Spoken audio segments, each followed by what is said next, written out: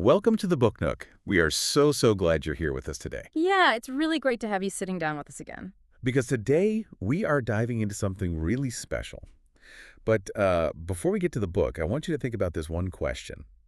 You know, when we're kids, and adults are always leaning down, looking us right in the eye, and asking that one very loaded question. Oh, yeah.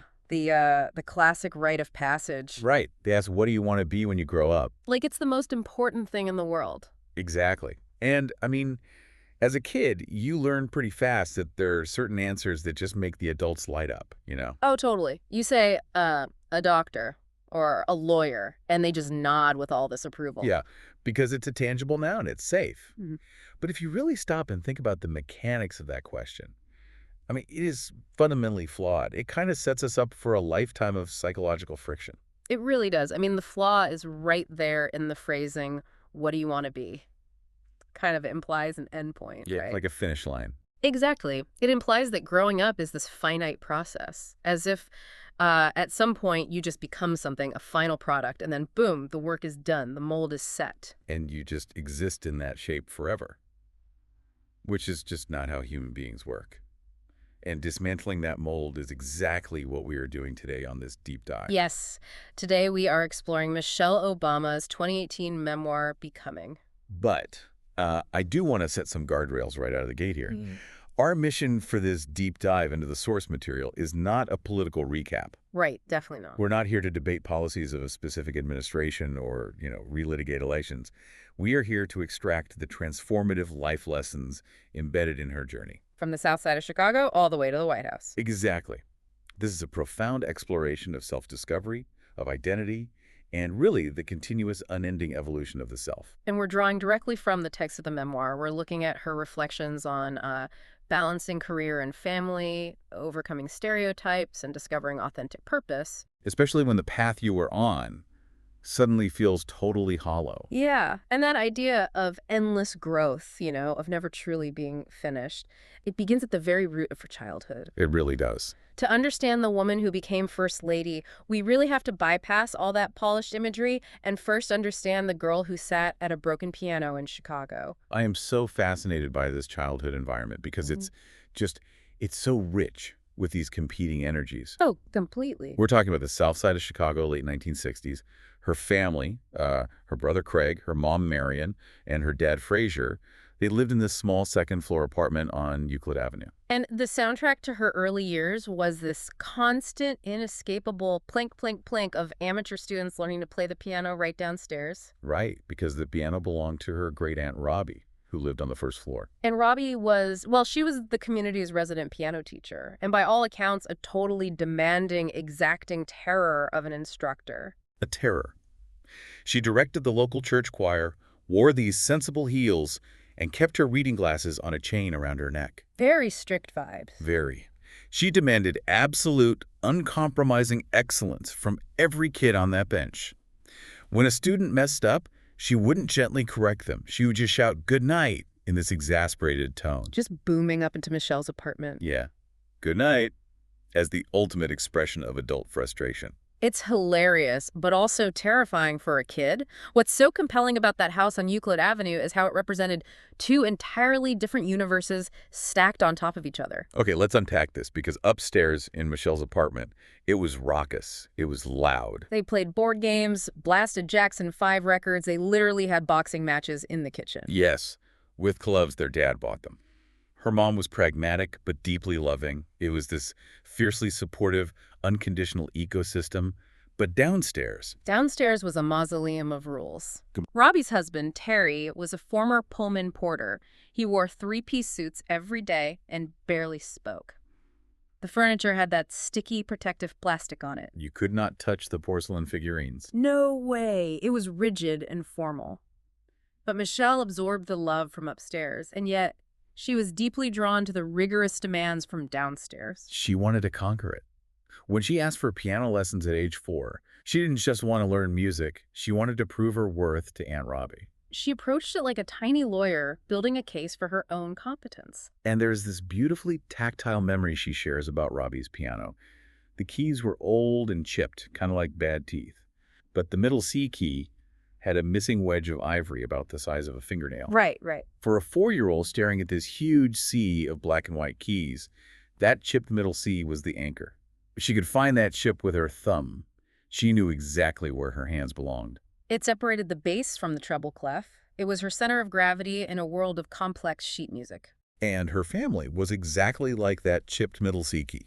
No matter how vast or intimidating the world looked, and it was intimidating, with white flight emptying the neighborhood and the 1968 riots just miles away, her family was that tactile anchor. She could always drop her thumb on them to find her place. Yes, and that structural anchor is so crucial.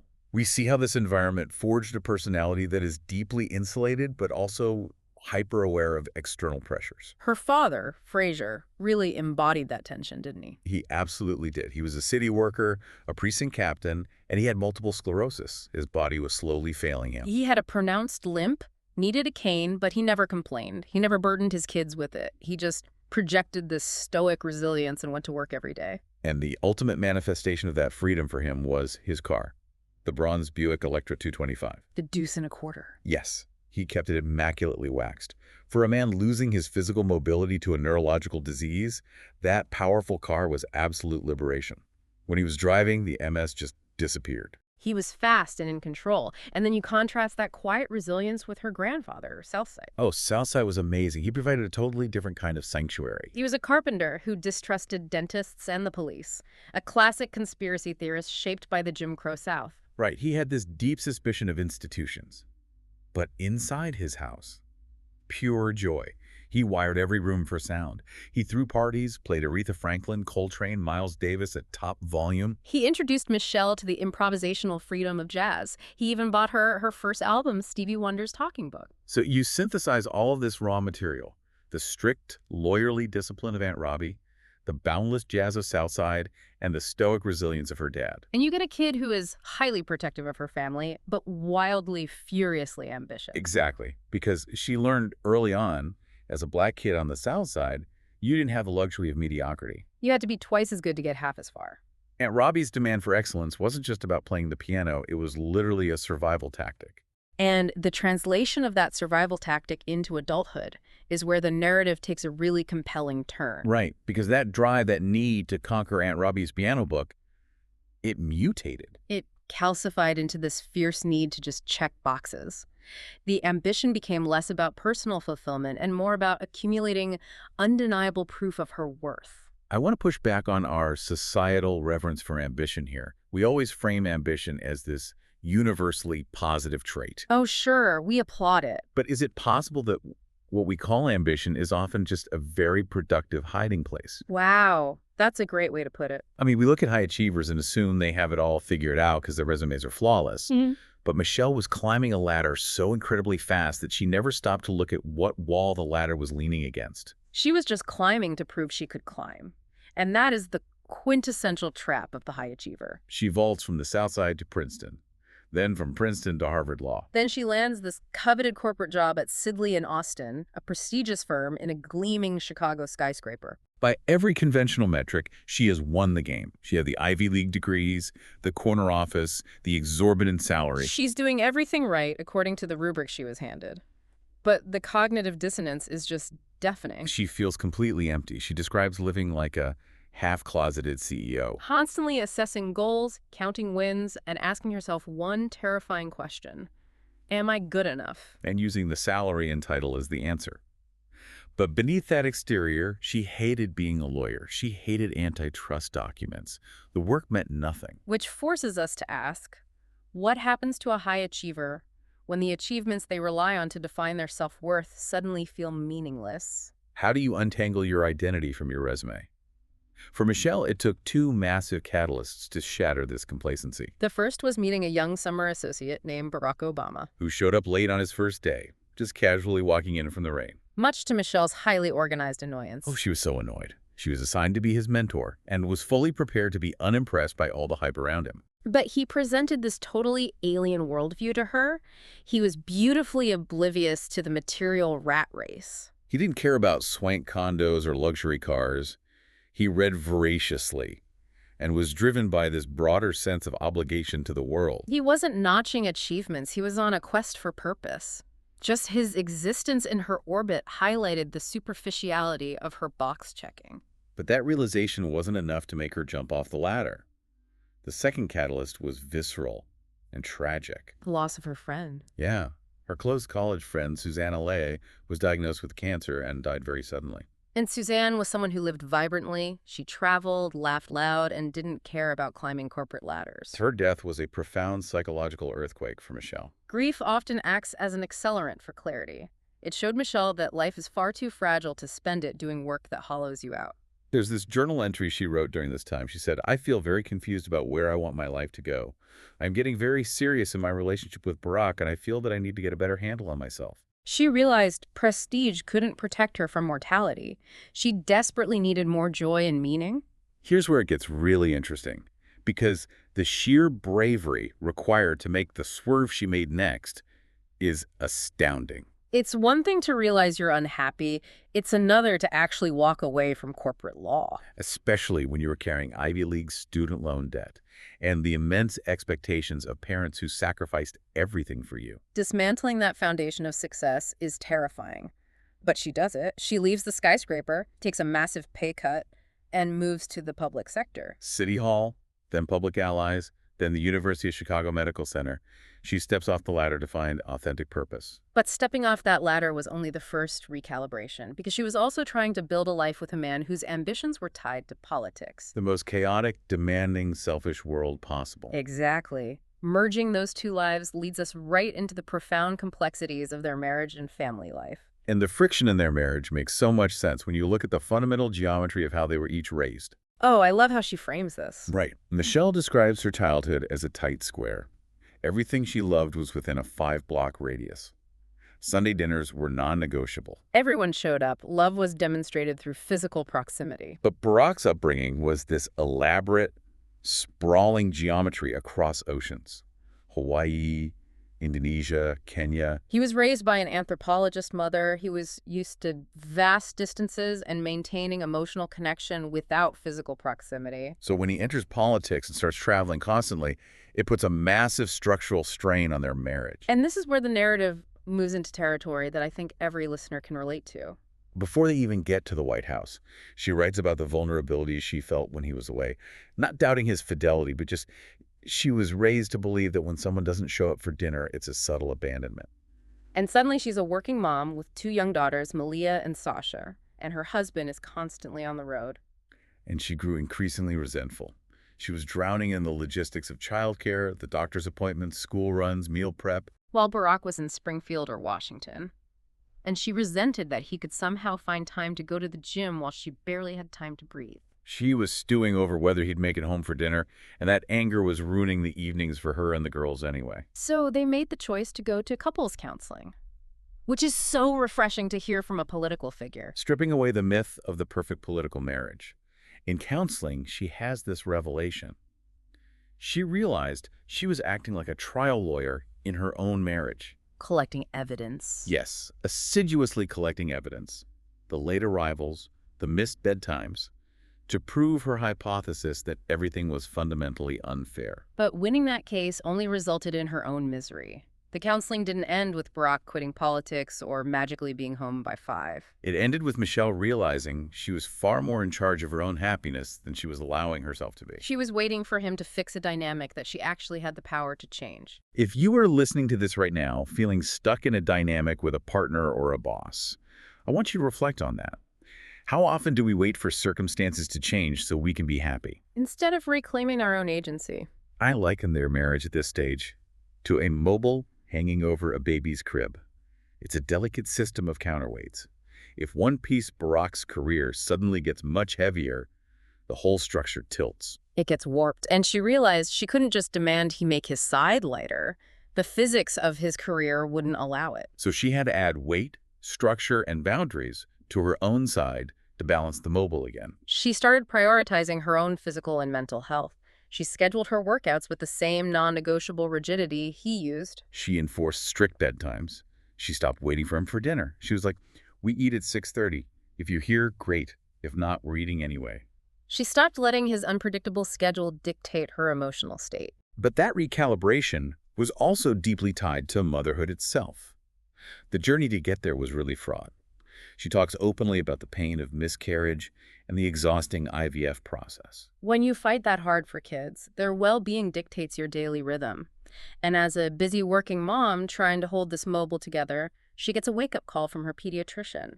The doctor pointed out that the girl's BMI was shifting in the wrong direction, and Michelle had to confront the reality of her solo parenting survival tactics. Because Barack was gone, convenience had taken over. Fast food, Lunchables, Capri Suns.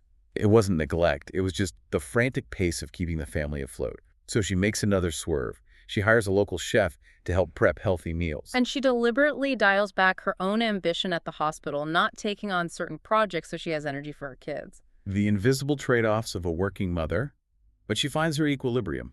But Yeah, then 2007 happens. the moment Barack launched his presidential campaign, the mobile wasn't just tilted, it was thrown into a hurricane. The tight square of her Chicago life was blown wide open. She was thrust into this blinding national spotlight. Her identity and character were up for relentless public debate. She calls it the maw, this insatiable public gaze and political media machinery that just consumes everything. Entering the 2008 campaign, she was this confident, successful executive. But the opposition realized that attacking Barack's hope and change persona was hard. The easiest way to damage the candidate was to tear down his wife. And the machinery used deeply entrenched societal stereotypes to do it. She was caricatured with breathtaking speed as an angry black woman. She was mocked for her physical appearance, framed as an emasculating, unpatriotic liability. You had Maureen Dowd calling her a princess of South Chicago. Suggesting she was diminishing her husband by talking about normal marital friction, like him not picking up his socks. They even unearthed her senior thesis from Princeton, a nuanced sociology paper about black alumni, and framed it as some radical separatist manifesto. It was an absurd distortion of reality. She watched her multifaceted life being flattened into a two-dimensional villain. And this raises an important point. That angry black woman stereotype functions as an actual structural trap designed to neutralize power. It's a self-fulfilling prophecy to silence women of color. If you are written off as angry and your valid concerns are ignored, your instinct is to get louder.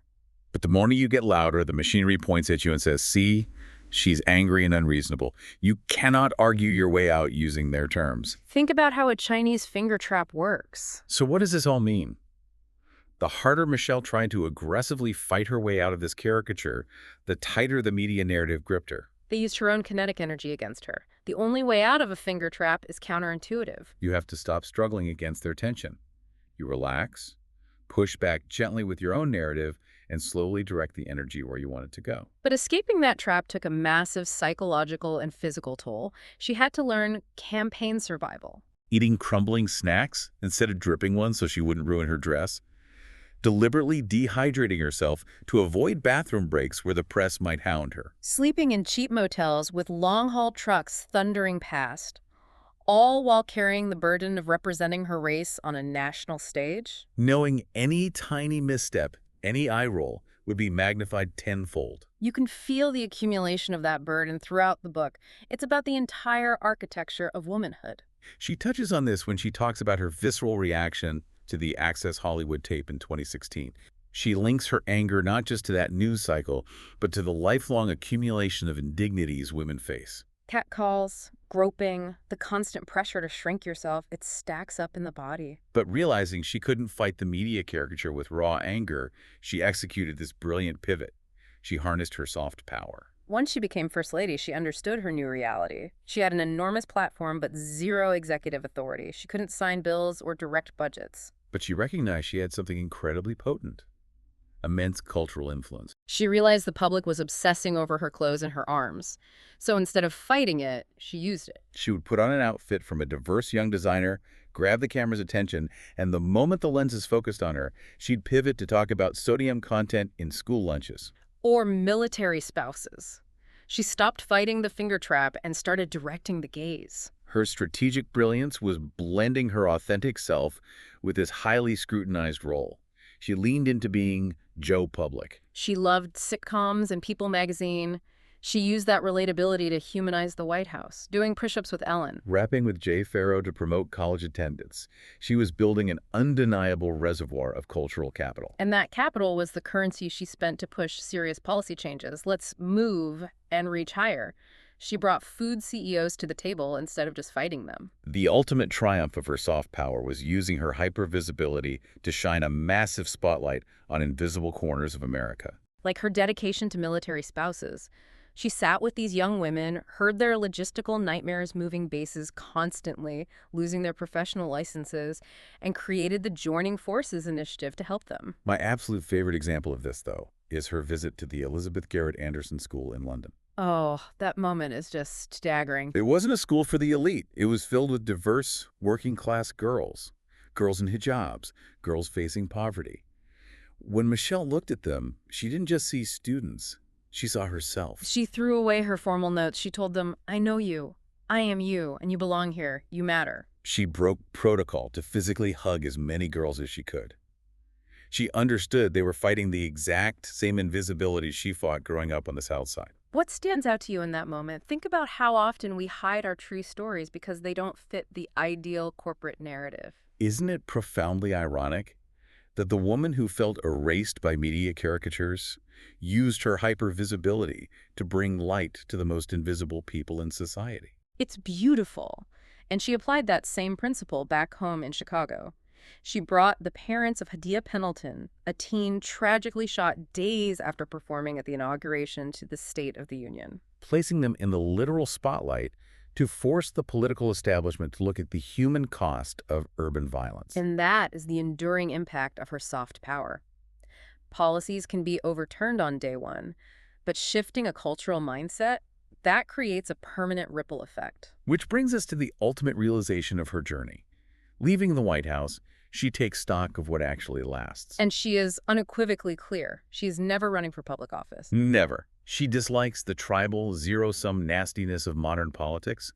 But at 54, walking out of the White House, she doesn't see herself as finished. The narrative doesn't end just because term limits are up. And this is the core philosophy of the book. Becoming is not about arriving at a destination.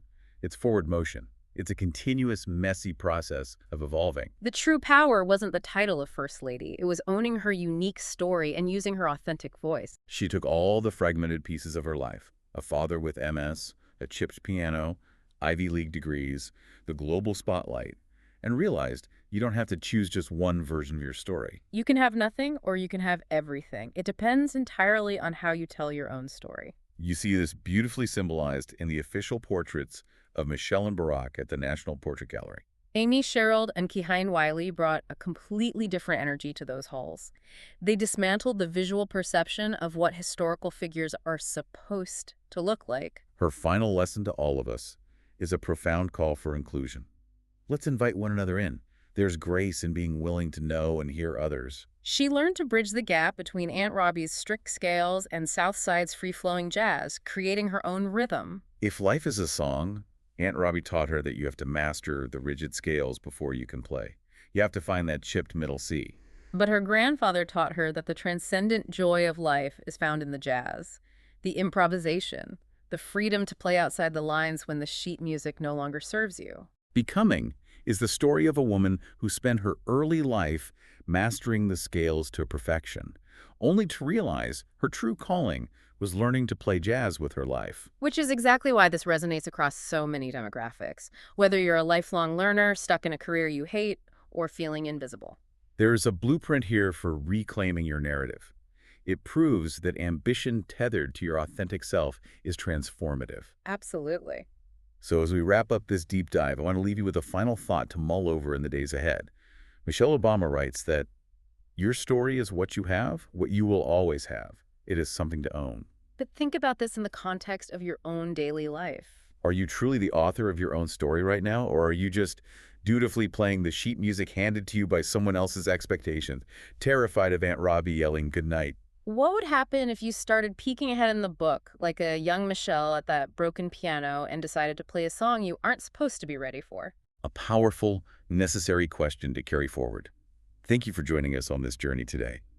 Learning is a path we take together, and we are so glad you walked down it with us. Make sure to subscribe to the Book Nook so you never miss an exploration into the books that shape our minds and our lives. We love unpacking these transformative ideas with you. And we want to hear from you. Drop a comment below and tell us which book you'd like us to explore next. We read every single one. See you next time.